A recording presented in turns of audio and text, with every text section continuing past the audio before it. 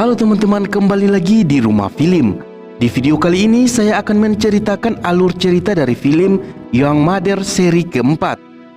Film ini memiliki dua seri. Yang pertama dirilis pada tahun 2015 dan ada juga yang dirilis pada tahun 2016. Dan ini yang seri 2015-nya. Seperti apakah kisahnya?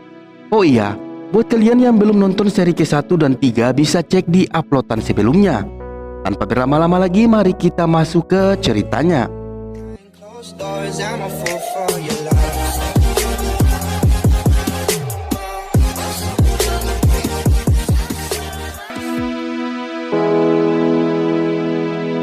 Film dibuka dengan memperlihatkan seorang pria tua yang sedang berolahraga. Pria ini bernama Yong Tai. Yong Tai memiliki usaha butik dan dia juga mempunyai penyakit kanker kronis. Istrinya sudah meninggal sejak lama. Yong Tai tinggal bersama putranya yang bernama Sung Mi dan cucunya yang bernama Yong Chan. Yong Tai menjalani kehidupan seperti orang pada biasanya. Akan tetapi keadaan berubah ketika tak sengaja bertemu dengan wanita yang bernama Shin Hye. Wanita yang dan masih berusia sangat muda, yaitu 29 tahun. Shin kemudian memperlihatkan Shin Hye yang lagi bercocok tanam dengan pacarnya di rumahnya. Akan tetapi setelah bercocok tanam, pacar Shin Hye memutuskan hubungannya. Entah apa sebabnya, dan si Shin Hye ini pun sangat sedih dan berlalu. Kemudian diperlihatkan Shin Hye yang terburu-buru dalam keadaan telat ke suatu acara, di mana acara itu adalah tempat kerjanya. Dan di sini diketahui bahwa Shin Hye bekerja sebagai sales pengiklanan produk. Karena telat, Shin Hye ditugaskan menjadi boneka pengiklanan. Suatu ketika Shin Hye yang sedang membeli obat di suatu apotik dan apotik tersebut adalah milik Yong Tai. Yong Tai yang sejak awal sudah menyukai Shin Hye terlihat bahagia bisa bertemu dengan Shin Hye kembali. Di sini terlihat Yong Tai merasa ragu dan tidak percaya diri karena ia merasa terlalu tua untuk Shin Hye. Dan suatu hari Shin Hye datang lagi ke apotik Yong Tai untuk membeli obat. Terlihat Yong Tai sangat bahagia melayani Shin Hye dan ia juga memberikan buah tangan kepada Shin Hye. Yong Tai berharap bisa lebih dekat lagi dengan Shin Hye. Singkat cerita, Yong Tai terus-menerus memberikan buah tangan kepada Shin Hye dan sampai pada akhirnya dia memberikan bunga kepada Shin Hye.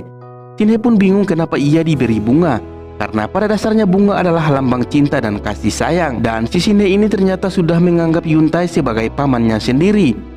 Tiba-tiba Shin Hye diajak ngopi bareng oleh Yong Tai di sebuah kafe. Di sini ia merasa tidak nyaman karena ia ngopi berdua bersama kakek-kakek di kafe yang sering dijadikan tempat kencan oleh anak muda. Tak lama kemudian Yong Tai mengeluarkan cincin, lalu di sini terlihat Shin Hye sangat marah dan pergi meninggalkannya begitu saja.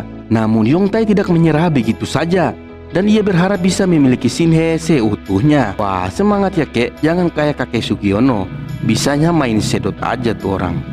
Singkat cerita, suatu hari Shin Hye diganggu oleh orang mabuk. Shin Hye yang mencoba melawan dipukul hingga pingsan. Shin Hye yang tidak sadarkan diri lalu dibawa oleh Yong Tai ke rumah sakit.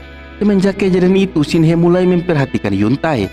Keesokan harinya Shin Hye mulai masuk kerja seperti biasanya. Tak lama kemudian dia ditelepon oleh temannya. Saat mengangkat telepon itu, Shin Hye dimarahi dan dipukul oleh bosnya. Yong Tai yang berada di dekat itu langsung membantu Shin Hye dan memukul bosnya itu. Shin Hye yang melihat kebaikan Yong Tai secara bertubi-tubi itu akhirnya luluh dan ia mau menerima cincin dari Yong Tai tersebut. Dan mereka akhirnya tinggal bersama. Namun Shin Hye tidak mau berhubungan badan dengan Yong Tai.